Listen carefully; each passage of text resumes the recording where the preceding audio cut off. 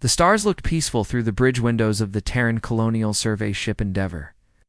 Captain Lee Minho sat in his command chair, watching the endless black space dotted with distant suns. For 3 months, his crew had been exploring this part of the galaxy, mapping new systems and looking for signs of life.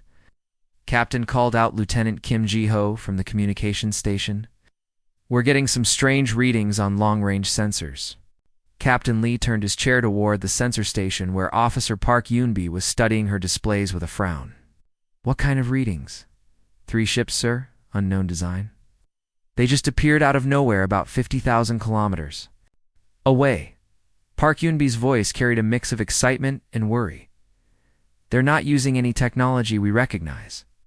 The bridge fell quiet. Everyone knew what this meant. After decades of searching the stars, humanity had finally found proof they were not alone in the universe.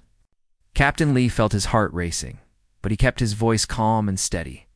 "Sound, General Quarters. Not because we expect trouble, but because we need to be ready for anything." He pressed a button on his chair. "Ambassador Park Suna to the bridge, please." Within minutes, Ambassador Park Suna stepped onto the bridge. She was a small woman with kind eyes and graying hair, chosen for this mission because of her skill with languages and her calm nature. She had spent years preparing for this exact moment. "Captain, are we really making first contact?" she asked, smoothing down her blue diplomatic uniform. "It looks that way, Ambassador. 3 unknown ships just appeared in our sensor range. They're holding position but not responding to our standard greeting signals." Ambassador Park nodded and walked to the communications station. She had practiced this moment hundreds of times, but her hands still shook slightly as she prepared to speak to alien beings for the first time in human history. "Lieutenant Kim, open all communication channels, all frequencies. Channels open." "Ambassador." Ambassador Park took a deep breath. "Unknown vessels. This is Ambassador Park Suna of the Terran Colonial Survey ship Endeavour. We are explorers from the planet Earth, traveling in peace. We seek friendship and understanding between our peoples. Please respond." The bridge crew waited in silence. Seconds stretched into minutes. Captain Lee was about to suggest trying a different approach when the 3 alien ships suddenly moved. "Captain," Officer Park Yoonbi called out, her voice rising with alarm. "The ships are accelerating toward us fast, speed. They'll be here in less than 2 minutes." Captain Lee stood up. "Red alert. All hands to battle stations. Raise shields." The Endeavour had basic defensive systems, but it was a survey ship, not a warship. Its shields were meant to protect against space debris and radiation, not enemy weapons. Captain Ambassador Park said urgently, "Let me try again. Maybe they didn't understand. Ambassador, this is unknown vessels. We mean you no harm. We are peaceful explorers. Please respond to our communications." The answer came not in words, but in violence. Brilliant beams of energy struck the Endeavour without warning. The ship shook violently as explosions erupted across the hull. Lights flickered and sparks flew from damaged control panels. "Shields down to 30%, shouted Engineer Yoon Hana from her station. "Hull breaches on decks 4 and 5. Captain Lee gripped his chair as another wave of energy beams hit the ship. These aliens, whoever they were, had weapons far more powerful than anything humanity had ever built. "Turn fire," he ordered. "Sir, our weapons aren't even scratching their hulls," reported Weapons Officer Choi Dongmin. Their ships seemed to be made of some kind of super-strong metal. The alien ships moved with deadly grace, circling the damaged Endeavour like sharks around wounded prey. Each attack was precise and calculated, targeting the human ship's most important systems. Captain Officer Park Yoonbi called out desperately, "They're jamming our communications." "We can't send a message to Earth." Ambassador Park Suna stood at the communications station, tears streaming down her face. Her life's work, her dream of peaceful contact with alien life, was dying around her in fire and explosions. "All hands, abandon ship," Captain Lee commanded, as another massive explosion rocked the bridge. "This is not a drill. Get to the escape pods." But even as crew members ran for the evacuation routes, the alien ships targeted the escape pod bays. With ruthless efficiency, each pod that launched was destroyed within seconds. Engineer Yoon Hannah looked up from her damaged station, her face covered in blood from a head wound. "Captain, the reactor core is going critical. We have maybe 2 minutes before." She never finished the sentence. A final barrage of alien weapons tore through the bridge, and the Endeavour broke apart in a ball of white-hot plasma. Ambassador Park Suna, Captain Lee Min-ho, and all 847 souls aboard died in that moment. Humanity's first contact with alien life had lasted exactly 11 minutes and ended in complete disaster. The 3 alien ships watched the debris field expand for several minutes, then disappeared as suddenly as they had arrived. In the cold silence of space, pieces of the Endeavour drifted among the stars, carrying with them the dreams of peaceful exploration that had died with her crew. 3 days later, an automated probe finally reached Earth with the ship's final transmission. The message was brief and terrible. Under attack by unknown alien vessels, they fired without provocation. Tell Earth, we tried for peace. The age of human innocence among the stars had ended. Fleet Commander Zixtrel studied the holographic display in his command center with satisfaction. The primitive species had been eliminated efficiently, just as he had expected. Their single vessel had offered no real resistance and was destroyed in minutes. It was exactly how these operations always went. "Report," he commanded his tactical officer. "The human ship is completely destroyed, Commander. No survivors detected. We collected some debris for analysis." The Zephyrian Empire had conquered 47 star systems using the same method. Find a new species, test their strength with a quick attack, then either enslave them or wipe them out completely. The humans appeared to be another weak race that would fall easily. "Begin Phase 2, he ordered. "Target their nearest colonies, standard invasion protocol." Within the vast database of the Zephyrian military, humanity was now listed as species 7,841. The file was marked with simple notes: primitive technology, weak defenses, suitable for slave labor or elimination. Special precautions were recommended. The Zephyrian war machine moved with deadly efficiency. Intelligence reports showed 3 human settlements within striking distance. All were lightly defended and populated mostly by civilians. Perfect targets for a quick conquest. The attack came simultaneously across 3 star systems. On the colony. World of New Sol. Colonial Administrator Song Yemin was reviewing farming reports when the sky began to burn. Zephyrian ships descended through the atmosphere like silver meteors, their weapons turning the peaceful farming town into a battlefield. In seconds, the colonists ran for shelter as energy beams carved through buildings and vehicles. "This is New Sol calling Earth," Song Yemin shouted into his emergency communicator. "We are under attack by alien forces. They're destroying everything." The Zephyrians had learned from their experience with the Endeavour. This time, they jammed communications from the start, preventing any distress calls from reaching Earth immediately. The aliens expected the humans to surrender quickly, as most species did when faced with superior firepower. Instead, something unexpected happened. Teenager Park Min-soo was hiding in his family's barn when he saw Zephyrian soldiers approaching his house. His parents and little sister were trapped inside. Without thinking, he grabbed the fertilizer bombs his father used for clearing tree stumps and ran toward the enemy soldiers. "For humanity," he screamed and detonated the explosives. The blast killed 12 Zephyrian warriors and gave his family time to escape to the forest.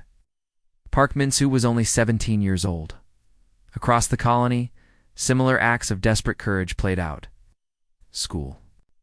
Teacher Han Soo-min led 30 children through burning streets, fighting off alien soldiers with nothing but kitchen knives and farming tools.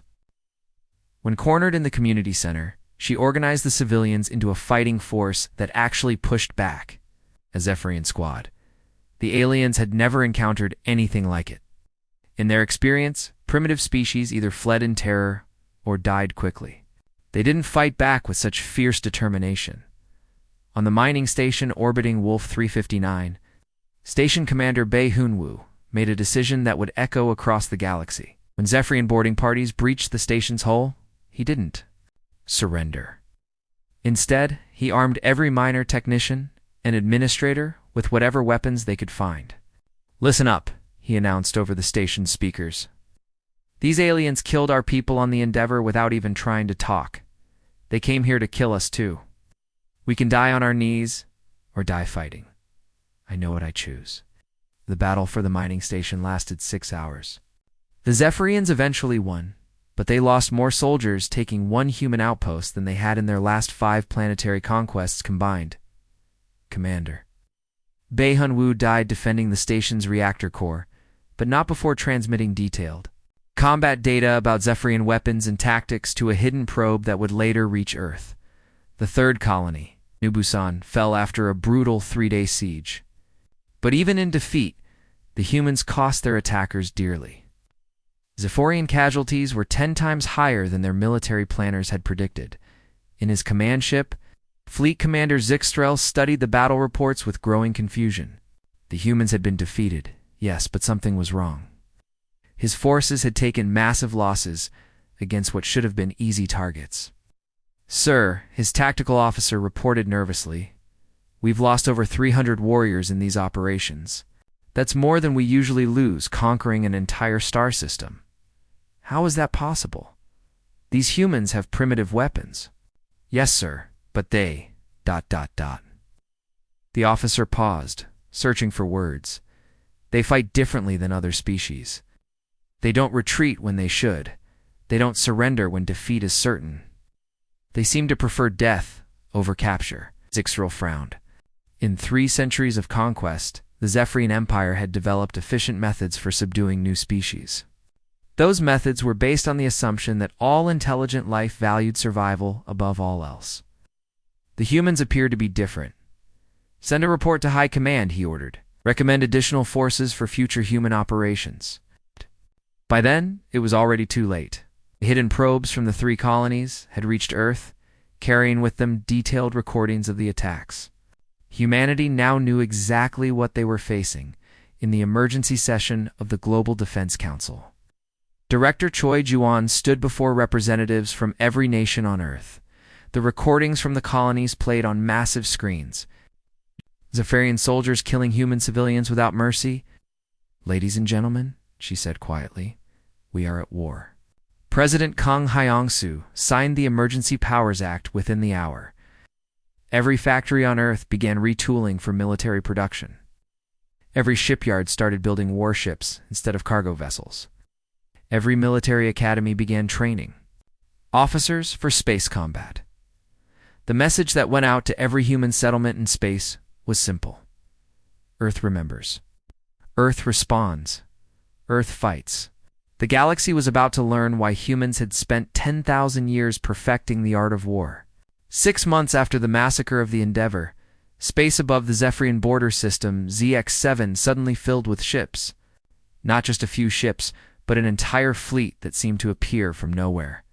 Fleet Admiral Shin Yuna stood on the bridge of the massive warship Retribution.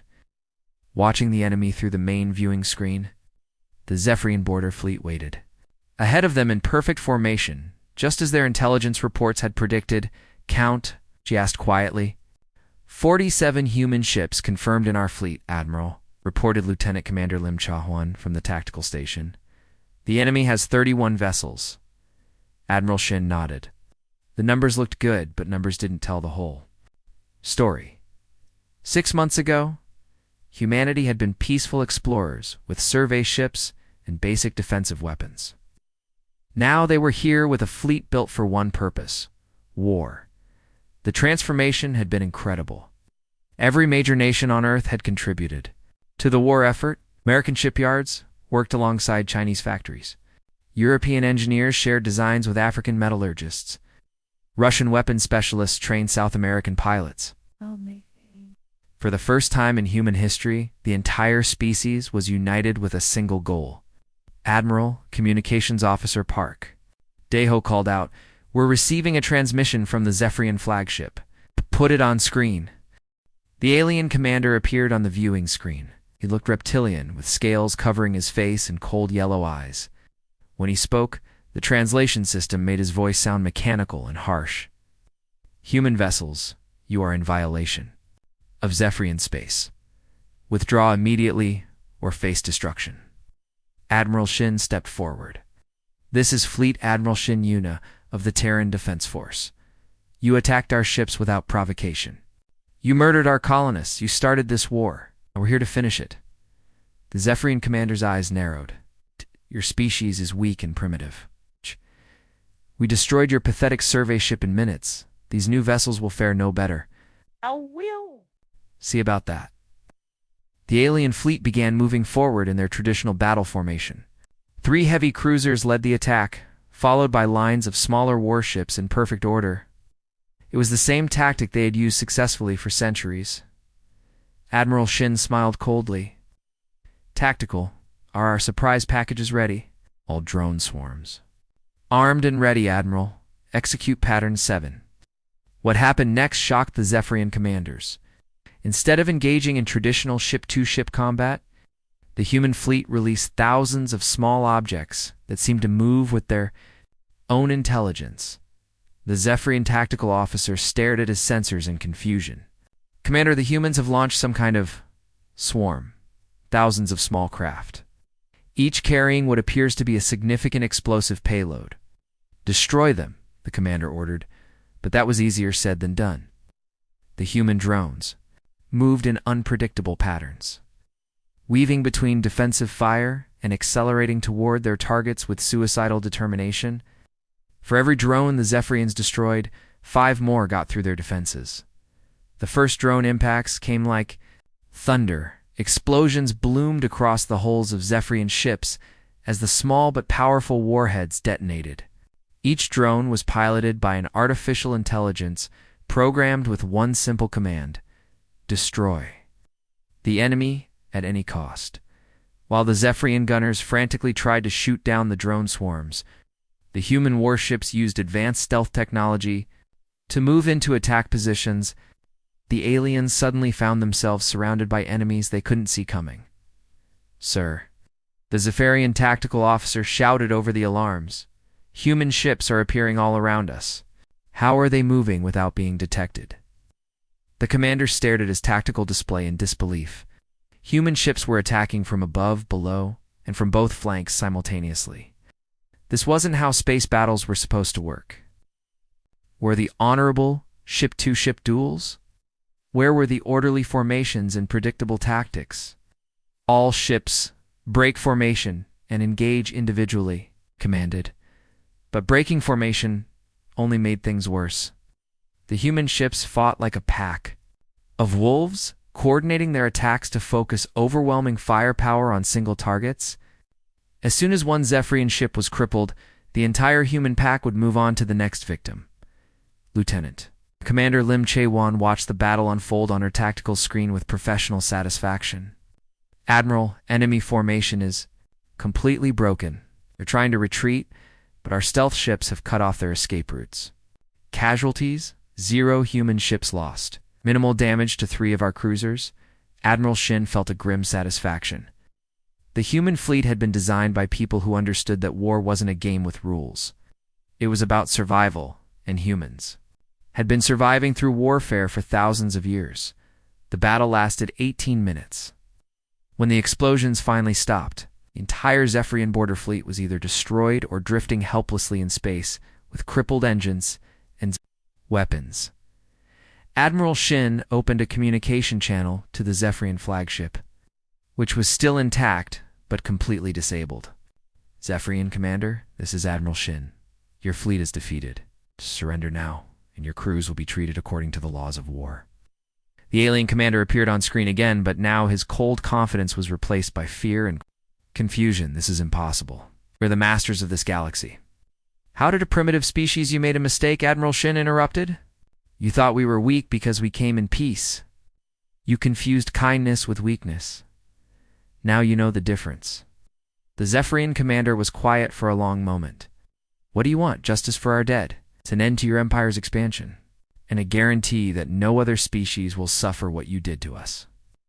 When the commander hesitated, Admiral Shin added quietly, choose quickly. My patience has limits, and you've already used up most of it. The surrender came within minutes. 18 months into the war, General Yu Sangmin stood in the command center of the mobile fortress Vengeance, surrounded by holographic displays showing star maps from across the galaxy. The war had grown far beyond what anyone had imagined when it started. "General," reported Intelligence Officer Na Juyang, "we have confirmation from our allies. The Korathi resistance fleet is in position. The Veltar siege platforms are ready. Even the Ashani have agreed to join the operation." General Yu nodded, studying the tactical display. What had begun as humanity's war for revenge had become something much larger. Across the galaxy, species that had suffered under Zephyrian rule were rising up to join the fight. The first aliens to contact humanity had been the Korathi. Their home system had been conquered by the Zephyrians 50 years ago, and they had been fighting a desperate guerrilla war ever since. When they heard about human military victories, they had sent a secret message to Earth. "We have watched your battles," the Korathi ambassador had said through a translator. "You fight like. We wish we could fight. Will you help us free our people?" The answer had been immediate. Yes. Soon after, the Veltar had made contact, then the Ashani, then dozens of other species, all with the same story. The Zephyrian Empire had conquered, enslaved, or threatened them. All had been waiting for someone strong enough to lead a real fight against their oppressors. General Communications Officer Kim Sehan called out, "The Zephyrian 7th Fleet has taken the bait. They're moving to intercept our decoy force at Kepler Station, just as predicted." General Yu smiled. The Zephyrians still fought like they had for centuries, with rigid formations, predictable strategies, and an assumption that their enemies would do the same. They couldn't adapt to the way humans thought about warfare. All units execute hammer, fall. Across 7 star systems, the coordinated attack began. But this wasn't an attack on military targets. Instead, human forces struck at the economic heart of the Zephyrian Empire. Shipyards where their warships were built. Mining stations that provided raw materials. Supply depots that fed their war machine. The humans had learned something that the Zephyrians never understood. You don't win wars by destroying enemy fleets. You win by destroying their ability to build new fleets. On the industrial world of Zephyr Beta, Captain Osungwu led his Marines through the corridors of the largest manufacturing complex in the sector. The facility produced engines for Zephyrian warships, and destroying it would cripple their ship production for months. "Contacts ahead," whispered Sergeant Quanara through the comm system. "This looks like civilian workers, not soldiers." "Captain." O held up his hand, stopping his squad. Through his helmet display, he could see dozens of Zephyrian workers huddled in the corridor ahead. They weren't armed, and they looked terrified. "Remember the rules of engagement," he told his Marines. "We're not here to hurt civilians. We're soldiers, not murderers." The distinction was important. The Zephyrian military had never made a difference between soldiers and civilians when they attacked human colonies. But humanity refused to sink to their level. Captain O activated his suit's translation system and spoke to the alien workers. "We are not here to harm you. Clear the area and you will not be hurt." The Zephyrian workers stared at him in shock. In their experience, conquering armies didn't spare civilians. They killed everyone or enslaved everyone. The idea that these human soldiers would let them go safely was completely foreign. As the workers fled, Sergeant Quan planted the explosive charges throughout the facility. The charges were carefully designed to destroy the manufacturing equipment. While leaving the building structure mostly intact, "Charges set, Captain. The facility will be disabled, but not destroyed. No casualties expected." This was how humans fought. Precise, targeted, effective, without being unnecessarily cruel. The strategy worked with devastating results. Within 6 months, Zephyrian military production had dropped by 60%. Their fleets unable to get spare parts or new ships began avoiding direct battles with human forces. But the most important change wasn't tactical, it was political. As news of human victory spread across the galaxy, more and more species began reaching out to the growing alliance. Director Choi Jawan, serving as Earth's first galactic ambassador, received delegations from alien species almost daily. In her office aboard the diplomatic vessel Unity, she met with representatives from the Calorians, the Nexari, and the Iltharans. "The Zephyrian Empire has oppressed our people for 2 centuries," explained the Kylorian ambassador, a tall, thin being with blue skin and large eyes. "We have ships, but we lack the military knowledge to use them effectively. Will humanity teach us?" Ambassador Choi nodded. "We'll do more than teach you. We'll fight alongside you." The alliance grew stronger every day. Human military advisors trained alien forces in modern warfare. Alien species provided resources, ships, and local knowledge that helped human forces strike at Zephyrian targets more effectively. Most importantly, they provided hope. For the first time in centuries, the conquered peoples of the galaxy believed they could win. On Zephyr Prime, the capital world of the Empire, the High Command met in emergency session. War Minister Kix Morith studied the reports with growing despair. 68 systems have declared independence from the Empire, he reported to the Council. Our industrial capacity is down to 30% of pre-war levels, and the human alliance grows stronger every day. How many species have joined them now? Asked the Supreme Commander. 47 confirmed. Maybe more. Intelligence gathering has become ... difficult. The Supreme Commander was quiet for a long moment. These humans, he finally said. What do they want? Territory? Resources? Slaves? That's the problem, sir.